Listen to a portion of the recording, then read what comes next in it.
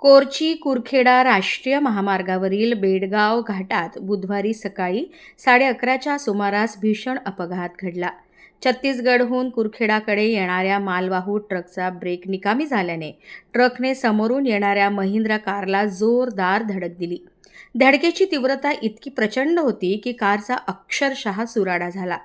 या अपघातात आणखी एक टाटा पंच कारही धडकेच्या चपेटेत आली तर ट्रक रस्त्याच्या कडेला उलटला.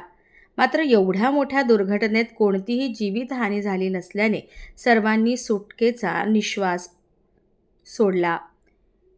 मिळालेल्या माहितीनुसार घाटातील चढावर एक ट्रक बंद पडून उभा असताना उतारावरून येणाऱ्या ट्रकवरील चालकाचे नियंत्रण सुटले.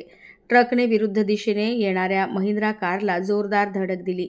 धडकेनंतर कार 2 ट्रकच्या मध्ये अडकून पूर्णपणे चकनाचूर झाली.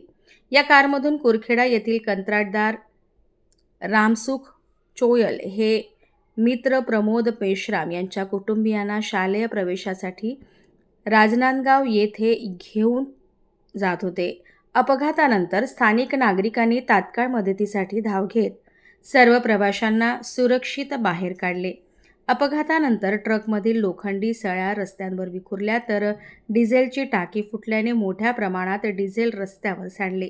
त्यामुळे काही काळ स्फोटाची भीती निर्माण झाली होती. मात्र नागरिकांच्या तत्परतेमुळे मोठा अनर्थ टळला. घटनेची माहिती मिळताच पुराडा येथील सहाय्यक पोलीस निरीक्षक रवींद्र म्हैसकर यांनी घटनास्थळी धाव घेत वाहतूक सुरळीत केली.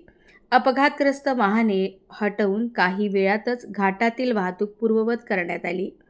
बेडगाव घाटात वारंवार अपघात होत असून अनेकांना यापूर्वी जीव गमवावा लागला आहे. तीव्र चढउतार, अरुंद रस्ता, वाहून गेलेले मुरूम, वारंवार बंद पडणारी अवजड वाहने आणि अपुऱ्या सुरक्षा व्यवस्थेमुळे हा घाट धोकादायक बनला आहे. रस्त्याचे रुंदीकरण, संरक्षक कठडे आणि पर्यायी मार्गाची मागणी नागरिकांकडून वारंवार होत असली तरी अद्याप ठोस उपाययोजना झालेली नाही.